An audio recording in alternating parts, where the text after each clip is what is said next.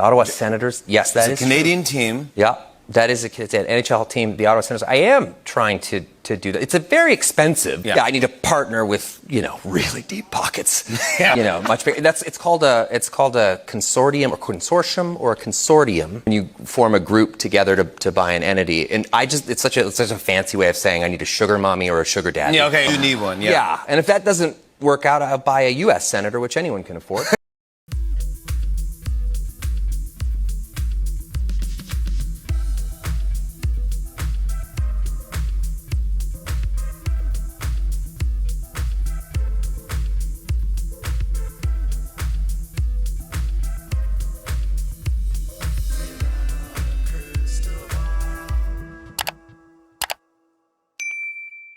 Hey friends, it's Katie from Without a Crystal Ball. Welcome back to my channel. Ryan Reynolds and his involvement in Ends With Us premiere has finally been exposed. And this detail that for some reason was alluded to, but not expressly stated what the threat was or what this was about, was finally outlined by Baldoni and Wayfair in the response to Ryan Reynolds' motion to dismiss.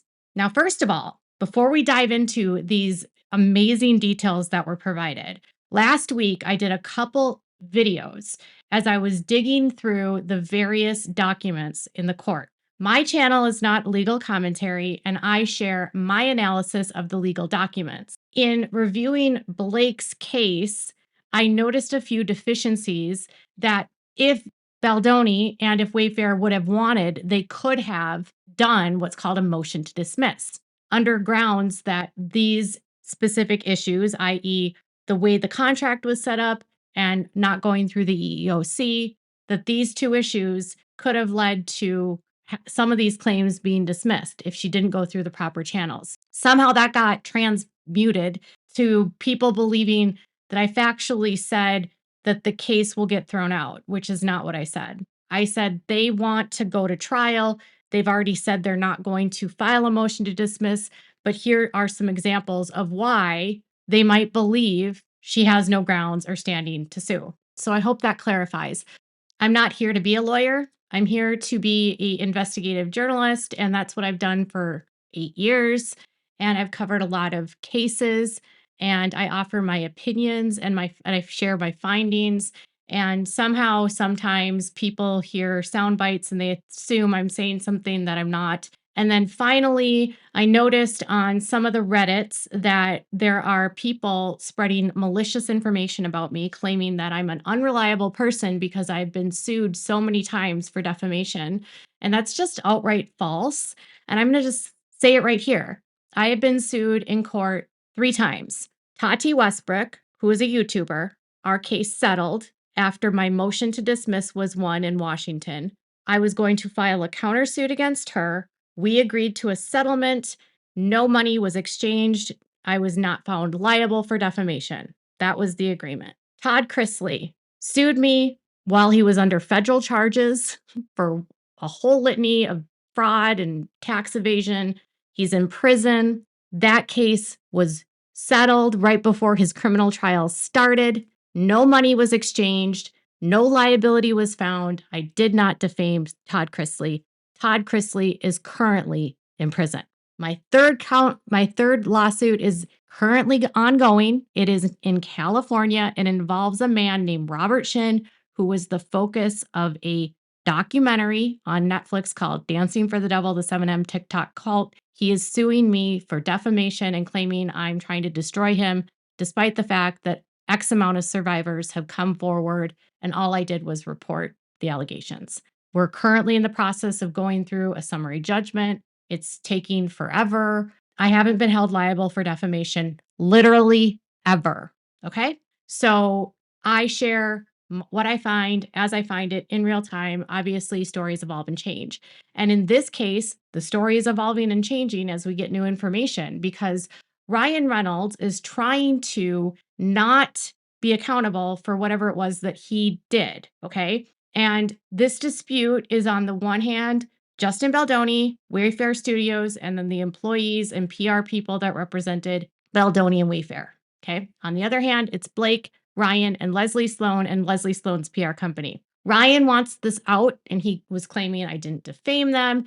If you remember, he tried to bring in a bunch of different reasons to assert the reasons why the average person would deem Baldoni a sexual predator. He said that he wasn't involved in the film. He said that he had no participation in any of this. So really, he was just being a supportive husband. He had a lot of different reasons for why he wanted the motion to dismiss.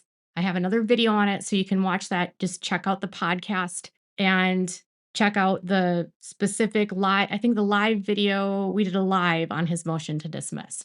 Okay, so the response by Wayfair is kind of interesting, honestly. I'm going to stay out of the weeds in terms of like the legal arguments they make, and I'm just going to extract some of the information that they are taking out of here to give you an understanding of some of those little nuggets that we're getting about this dispute. It starts off by giving a quote by Ryan Reynolds, and it says, "I've realized that I'm too big to fail at this point, so I just crush my enemies and drink their blood." Ryan Reynolds, July 12th, 2024. This was apparently banter with his skincare regime alone would bankrupt you. Ryan Reynolds and Hugh Jackman bring banter and bromance to London. An article by The Guardian. Okay. So they link the article. This is a direct quote from him from July 12th. Okay. So they're doing what Mr. Reynolds has been doing to Baldoni this whole time and using quotes from his Man Enough podcast in his book to try to use his own old words against him. So they say that Ryan Reynolds pretends that the Wayfair parties fail to set forth any basis for his liability and that he was merely acting as a supportive spouse. Not so. They say that the FAC alleges ample facts to support their claims against him based on his direct actions and his liability as a co-conspirator. And they say that his motion fails to show how they fell short of their pleadings under the Rule 12b-6 and the Twombly-Iqbal standard, and California law applies to the Wayfair parties. But under the law of either California or New York, they say that they have claimed defamation, tortuous interference against Wayfair or Reynolds sufficient to defeat dismissal. They even pointed out that Reynolds has superior knowledge of the facts given the early stage of discovery. Meaning, I don't know if they've gleaned information from Ryan so far that's helped them understand how much he knew. I don't know. In the alternative that any defects come up, they say they would seek a amendment so that they can amend the complaint, which is freely allowed. And because they say they've been given and gained additional information to plead further facts to support each of their claims against Ryan Reynolds. And they said that they can amend their complaint to fully incorporate all of the allegations of Exhibit A into the body of the complaint, which would moot the motion to strike. And then they say he doesn't get attorney's fees. So right off the bat, I liked how it started because they used a quote against Ryan. That the date of July 12th is an interesting one because a key date in their motion to dismiss is something that happened on July 15th. According to, I saw this on Reddit, I can't remember, someone posted from a Twitter that Ryan was actually in Brazil on July 15th. So he was in Brazil for doing some international promo for Deadpool and Wolverine.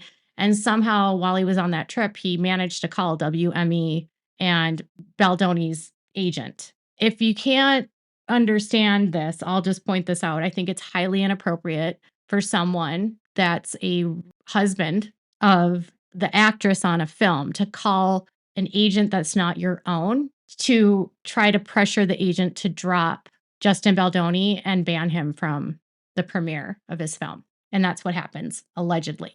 There's going to be obviously this big fight about, is California law or New York law going to apply? Because I'm not a lawyer, I'm not even going to try to get into this part of it. That's going to be up to the judge. And this is a complicated side of things because they have parties that are in all different states and it's diversity jurisdiction.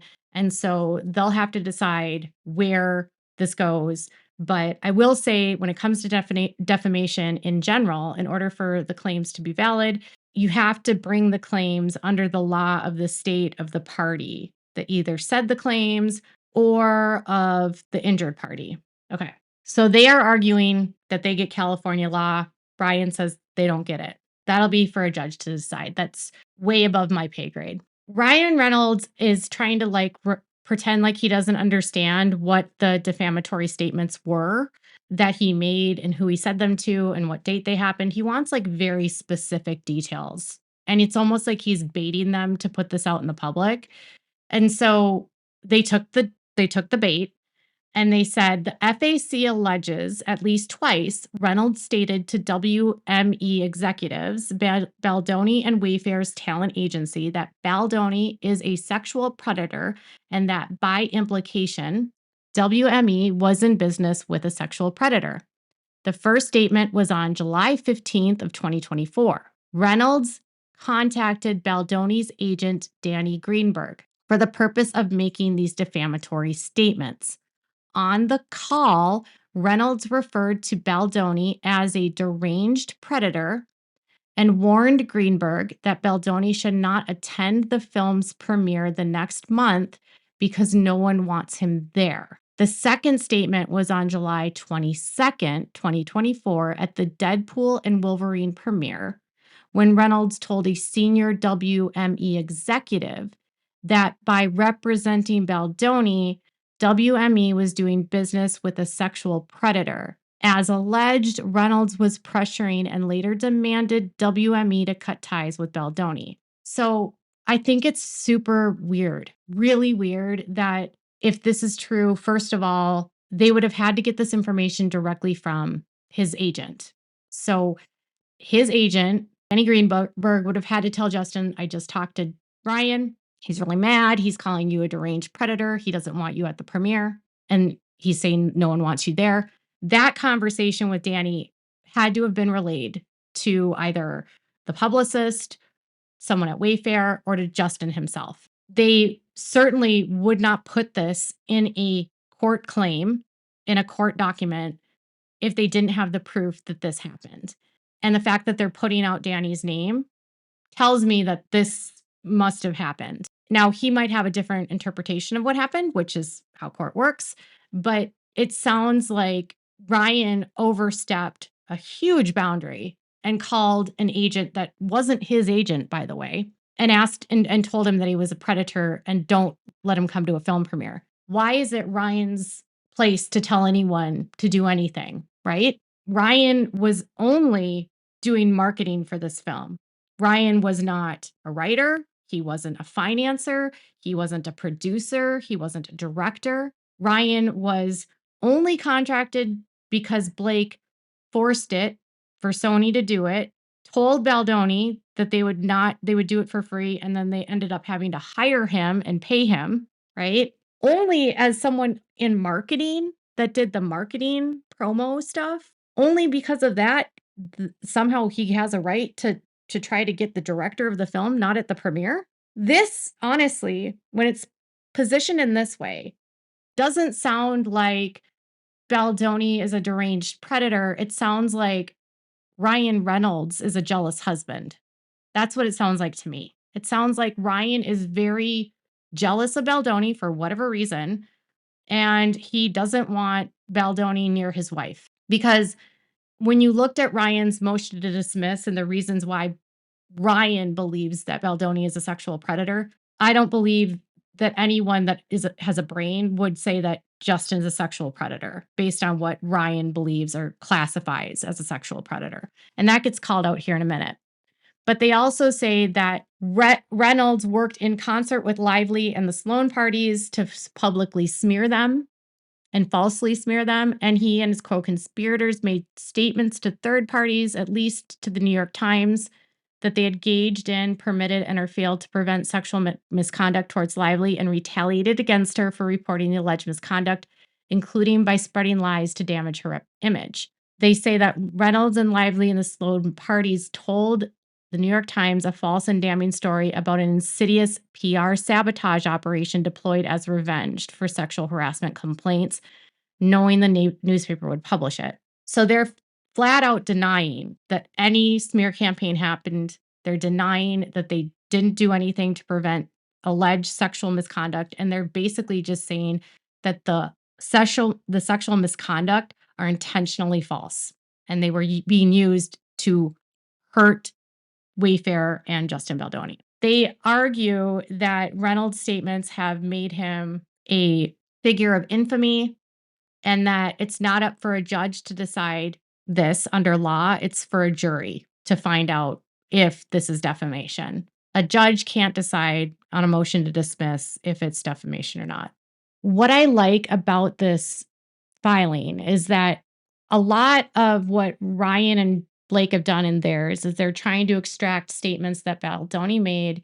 They take a lot of those statements out of context and they're using those to try to paint him as a predator. And they use Ryan's words now against him in a way that's, I don't think, what Ryan intended. But they say, context matters. Reynolds made statements to key WME figures in an effort to force WME to drop Baldoni. Reynolds' argument that his deep disdain for Baldoni precludes a defamatory meaning to his words is illogical. The deep disdain, which Reynolds seems to view as exculpatory, supports an inference of actual malice. And that's true. Like if you are motivated by hatred for someone and you are doing this out of revenge or deep disdain, that could be an indication of malice. It also could just be that you don't like the person and you believe what you're saying is true. But they are arguing throughout this motion to dismiss response that he knew what he was saying was false and that he's trying to like piece together things to make his theory work and so that it isn't defamatory when it's the average person wouldn't believe this.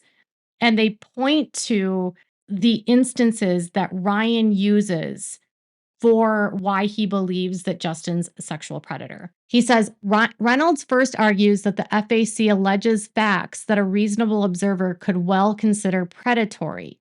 He next argues that a review of extrinsic evidence, specifically his Baldoni's book, podcast, and YouTube appearances, are a factual basis for this assertion. They say Reynolds' first argument collapses upon any scrutiny of the FAC. Reynolds points to a conversation Baldoni had with Lively at Sony's direction about wardrobe choices, a suggestion from the film's intimacy coordinator relayed to Lively by Baldoni as Lively would not meet her about the mechanics of a particular intimate scene, calling a costume sexy, hiring a Shakespearean-trained actor with an MFA in acting to play a doctor, the one that was played for the birthing scene, and Jamie Heath, not Justin Baldoni, showing Lively in preparation for a birth scene, a single clip from a home birth video depicting Heath's newborn son. And then, finally, Baldoni's purported failure to deny biting and sucking of Lively's lip. It says, even construed in the most uncharitable light, which would be inappropriate here, these admissions do not show Baldoni as a sexual predator. And I think if you like drill it down to that, and these are why he's making these claims. Like he's like, oh, in his book, he says he doesn't understand consent and he's crossed lines and boundaries and blah, blah, blah. And then he did these things on the set and this proves he's a predator. Do you think the normal person that hears that's going to think that or take that away if they're presented the complete story? I don't think so. That's my opinion. Reynolds' second argument is barred as it requires the court to consider extrinsic evidence not properly before it on Rule 12b-6, so that he's going outside the bounds of the first amended complaint. And it says to prove that Baldoni is a sexual predator, he draws on excerpts from his book, YouTube videos, and podcast episode, none of which are in the first amended complaint. Reynolds' statements to WMEs did not refer to Baldoni's past statements. As alleged in the first amended complaint, Reynolds was referring to what purportedly happened on the set of It Ends With Us. Reynolds' continued effort to smear Baldoni is irrelevant given that submission of evidence is not proper on a motion to dismiss because it's only the sufficiency of the pleadings that are at issue. I like that they're basically just calling out Ryan and saying that you're not using what I said on podcasts and what I put in a book when you're saying these things about me. You're directly talking about issues that you claim happened on this set that we deny happened, and you're using this in an effort to smear and destroy me and Wayfair. So I think that might actually work because it went outside the bounds, but again, I don't know. But when it comes to the actual malice, it says Reynolds was also directly involved in the marginalization of Baldoni from the rest of the cast and exclusion from the premiere. Having yielded under duress to their coercion, Wayfair finally resisted the Lively Reynolds' demand that they take the fall for Lively's disastrous promotional campaign. Then Reynolds and Lively pushed falsehoods from production with a lie combined with an untraceable smear campaign. They say that Reynolds, Lively, and Sloan engaged in a coordinated effort to exaggerate benign interactions in service of a false narrative that Lively had been sexually harassed. They did so to instill terror in the Wayfair parties and leverage it to accumulate power. The accumulation of power depended upon the ability to conjure and exploit ruinous allegations. The allegations were never true, and Reynolds knew full well or did not care whether they were true. His insistence he believed his words, although not alleged in the FAC and thus not properly before the court, is an argument that he committed extortion, not defamation. They also say that Reynolds knew that the smear campaign narrative was false or he acted in reckless disregard of its truth because they got a hold of the communication between Wayfair and Stephanie from Stephanie Jones, and that disproved the claim that Wayfair had done this and orchestrated it. Given that they had these materials, Reynolds and Lively and Sloan either knew the narrative they later publicized was false or at best disregarded evidence. It would also have been clear to Reynolds, whose own marketing company, that the cause of Lively's bad press was her decision to hawk liquor and hair care products while promoting a film about domestic violence. The notion that the backlash was caused by an untraceable smear campaign is so inherently improbable that only a reckless person would have put the claim in circulation. There are obvious reasons to doubt the veracity of these statements, which Reynolds disregarded. So they're accordingly getting information from Stephanie Jones that they're just completely disregarding, according to Wayfair, and that Ryan's motive here is that the negative press they're getting is because of the marketing that his company designed, and he doesn't want to take the fall for that. He doesn't want to admit that his marketing was a failure. And so their allegation is that they want Wayfair to take ownership for his failed marketing plan and for the way that Lively handled press. And when they wouldn't do that, they threatened to bring these allegations false and smear them in the press. And that's where they say they've at least properly pled that aspect of the extortion. Here, the Wayfair parties have alleged facts sufficient to state a claim for civil extortion based at least on the demand by Reynolds and Lively that the Wayfair parties issue a self-destructive statement taking blame for Lively's press woes, or else the gloves would come off and they would attack Wayfair in the press. They demanded consideration, and if the Wayfair parties refused, they threatened their business and property interests. And then they said if they don't meet that burden, they will amend the claims. So really, the theft of the film is one part, right? But they're saying that really one of the biggest extortions here is that they screwed up. They're saying Blake and Ryan screwed up. Blake and Ryan couldn't handle that they screwed up. And because Ryan believes that he's too big to fail, he wants Wayfair to take the blame. And if they don't take the blame, they're going to go to the press and destroy them and put out all this stuff about them to pressure them to put out that ridiculous apology, taking ownership for all of Blake's bad press. So it's almost like they needed to fabricate the smear campaign to justify in their own minds that they didn't screw up themselves. At least that's the take I'm getting from Wayfair.